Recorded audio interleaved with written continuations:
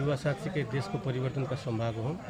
हामीहरू बाहिरी रूपमा पनि र पार्टीसँग सम्बन्धित भएर पनि सधैँभरि युवा चाहिँ परिवर्तनकै पक्षमा हुन्छ। तर यसपटक हामीले पार्टीमै रहेर पनि परिवर्तनको कोसिस गरिरहँदा पटक पटक भएन। त्यही भएर अब हामी युवाहरू चाहिँ कसैका हली नबन्ने भएर चाहिँ आफू नै आफ्नो खेत जोत्ने, आफै उत्पादन खाने कामका लागि म अघि सरेको। तपाईँको चुनाव चिन्ह हो?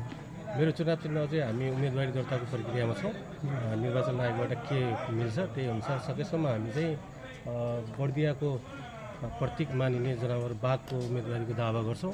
निर्वाचन आयोगले के कसरी दिनेछ त्यो पछि यहाँलाई जानकारी दिन्छ। विशेष गरी तपाईँको निर्वाचन क्षेत्र नम्बर 1 को कुन पालिकामा छ तपाईँको स्थायी ठेगाना के छ? मेरो स्थायी ठेगाना चाहिँ बडाइताल 3 हो। पहिला सादिक सोरावा 8। हजुर, म त्यहीँ जन्मेको, त्यहीँ हुर्किएको र त्यहीँ पढेको।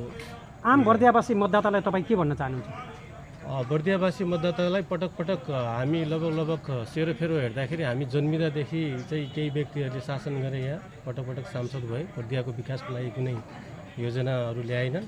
र त्यसपछि बनेका सांसदहरूले पनि युवाहरूलाई चाहिँ प्रयोग मात्रै गरेर नै यहाँका मतदाताहरूलाई झुक्काइरहने यो प्रक्रिया निरन्तर रहिरहेको हुनाले हामी यहीँका अब युवाहरू अघि बढेर आफ्नो विकासका लागि र आफ्नो समृद्धिको लागि हामी नै जागरुक हुनुपर्छ, हामी नै अघि बढ्नुपर्छ भनेर मैले यो उम्मेदवारी घोषणा गरेको। हुन्छ, धन्यवाद।